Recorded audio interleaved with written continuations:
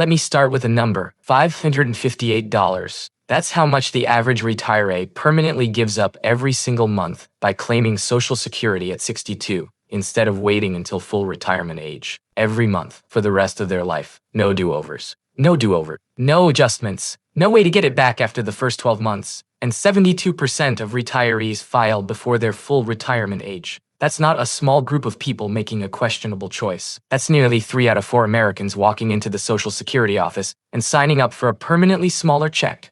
Over a 25-year retirement, that $558 per month adds up to approximately $167,400 in lost income. And that figure doesn't even include the compounding effect of smaller cost of living adjustments on that reduced base. When you factor in the COLA penalty, the real number is significantly higher. So, today, I want to sit down with you and explain exactly how this works. Not with scare tactics, not with judgment, just calmly, clearly, with real numbers, so you can make the best decision for your specific situation. And I want to show you why the years between now and 2027 make this decision even more urgent than it's ever been. Let's start with how the benefit reduction actually works, because most people have never had this explained to them properly. Social Security calculates something called your primary insurance amount, or PIA. That's the monthly benefit you'd receive if you claim at exactly your full retirement age, which for anyone born in 1960 or later is 67. Your PAA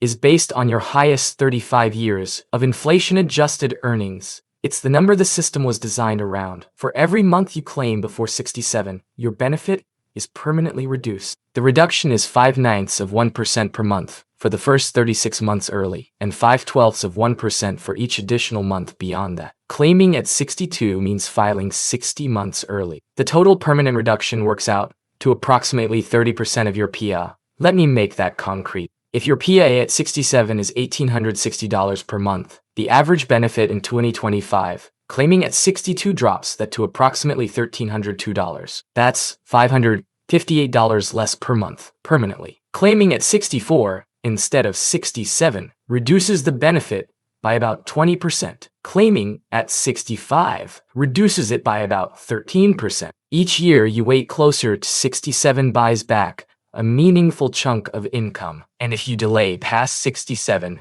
your benefit grows by 8% per year through delayed retirement credits up to age 70. That $1,860 PIA at 67 becomes approximately $2,307 at 70, a 24% increase. That is a guaranteed inflation-adjusted government-backed return. You cannot find that in the private market. Now, here's the part almost nobody talks about, the COLA penalty. And this is where the real damage happens over a long retirement. Every year, Social Security benefits are adjusted for inflation through cost of living adjustments. Those COLAs are applied as a percentage of your current benefit. A 3% COLA on a $1,302 check adds about $39 per month. But the same 3% COLA on a $2,307 check adds $69 per month. That's $30 more per month in the first adjustment alone. After 10 years of 3% average COLAs, the gap between the 62 claimer and the 70 claimer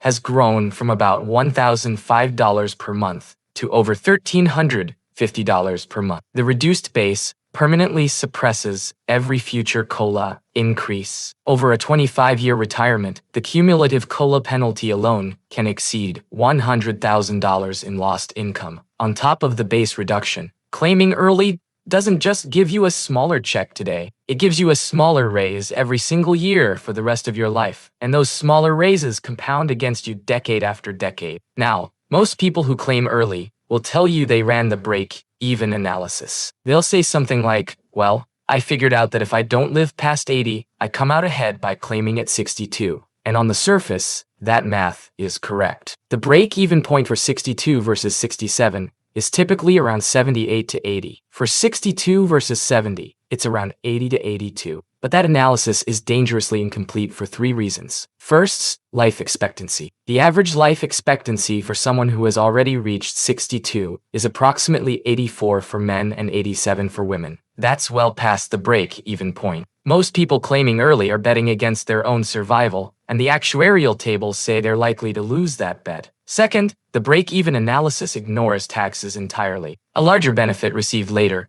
can be much more tax-efficient if you use the delay years for Roth conversions and careful income planning. Claiming early stacks taxable Social Security on top of other working income, often pushing you above the thresholds where 85% of your benefit becomes taxable. Third, it completely ignores spousal and survivor benefits. And this is where I need you to pay very close attention, especially if you're married. When one spouse dies, the surviving spouse receives the higher of the two benefits. If the higher earner claimed at 62, the survivor is permanently locked into that reduced amount for the rest of their life. A higher earner with a PIA of $2,500 who claims at 62 locks their surviving spouse into approximately $1,750 per month. If they had waited until 70, the survivor would receive approximately $3,100 per month. That difference of $1,350 per month could last 10, 15, or 20 years for the surviving spouse. For married couples, the higher earner's claiming decision is effectively a life insurance decision. Claiming early is choosing a permanently smaller insurance policy for the person you love most. And most couples never think about it that way. Nobody at the Social Security office asks you, have you considered what your spouse will live on after you're gone? They just process the paperwork. There's another spousal angle that gets missed. A lower earning spouse can receive up to 50% of the higher earner's PA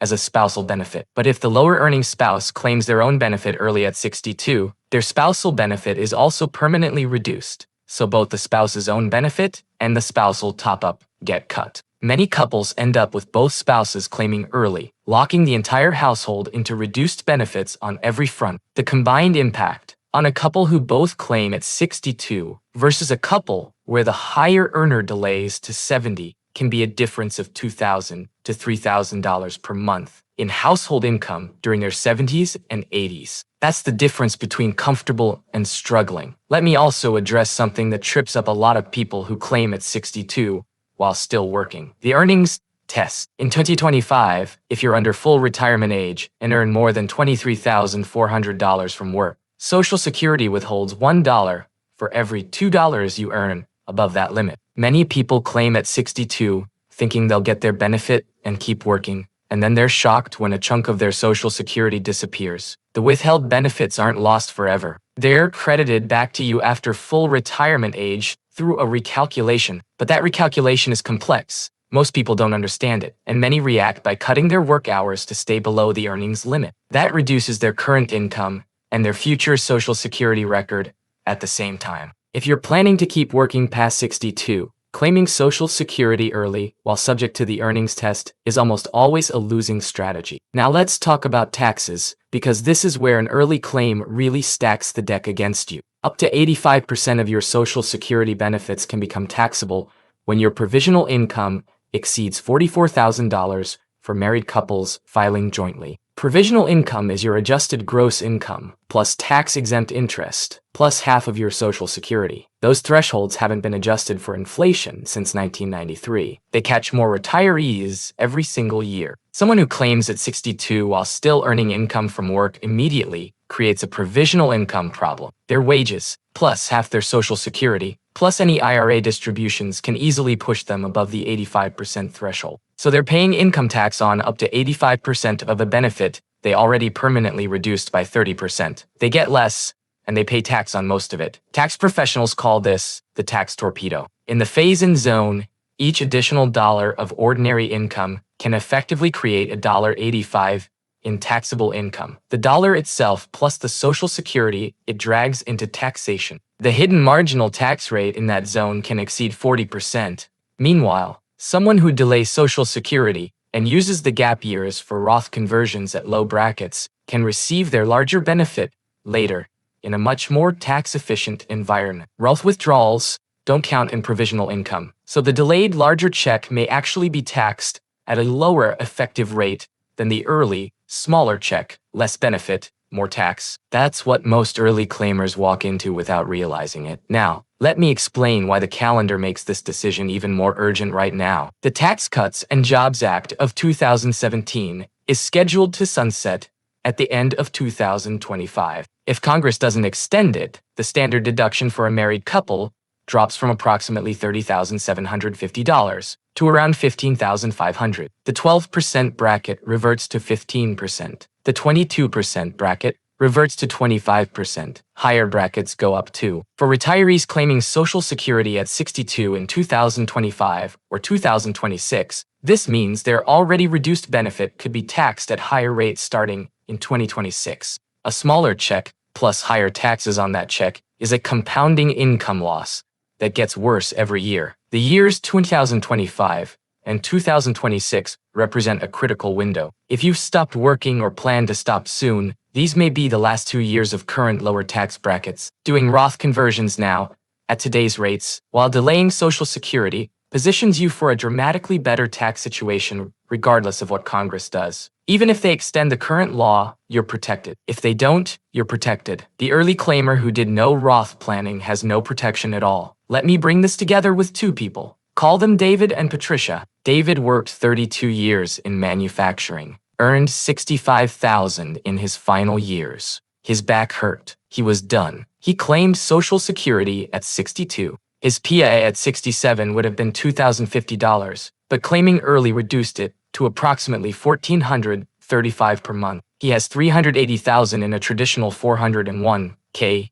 and no Roth savings. At 75, David's monthly picture looks like this. Social Security of $1,435 with modest COLAs compounding on that small base. RMD of about $1,350 from his 401k. Total gross income approximately $2,785 per month. After federal tax in the 22% bracket, 85% Social Security taxation, and state tax, his spendable income is roughly $2,100 per month. That's what David actually gets to live on. Patricia worked 24 years as an office manager, earned $52,000 in her best years. She retired at 60. She did Roth conversions from 60 to 66, filling the 12% bracket each year. She delayed Social Security to 70. Her PA at 67 would have been $1,700, but delayed credits boosted it to approximately $2,108 per month. She has $220,000 in Roth, $90,000 in a taxable brokerage, and $120,000 remaining in a traditional IRA.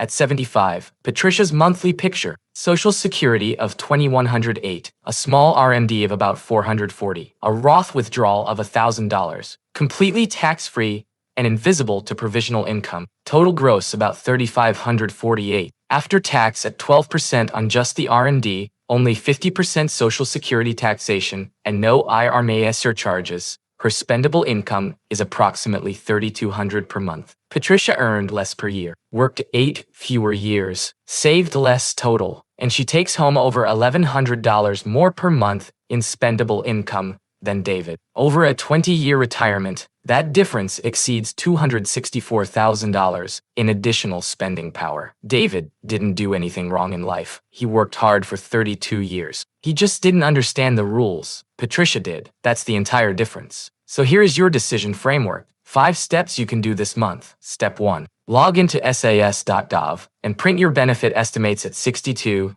67, and 70. Write the 3 monthly dollar amounts side by side. Calculate the difference in raw dollars per month between claiming at 62 and claiming at 70, not percentages, dollars. That's the number that matters. Step 2. Estimate your life expectancy, honestly. Use the Social Security Life Expectancy Calculator on SSA.gov. Factor in your family health history. If your parents and grandparents lived into their mid-80s, the break-even math strongly favors delay. If you have a serious health condition that limits your life expectancy, that changes the calculation. Be honest with yourself. Step 3. If you're married, calculate the survivor benefit impact. Write down what your spouse would receive per month if you died tomorrow and they inherited your benefit at 62 versus your benefit at 70. That single number, the one your spouse would live on for the rest of their life, after you're gone, often changes the entire conversation. Show it to your spouse. Talk about it at the kitchen table. Step 4. Identify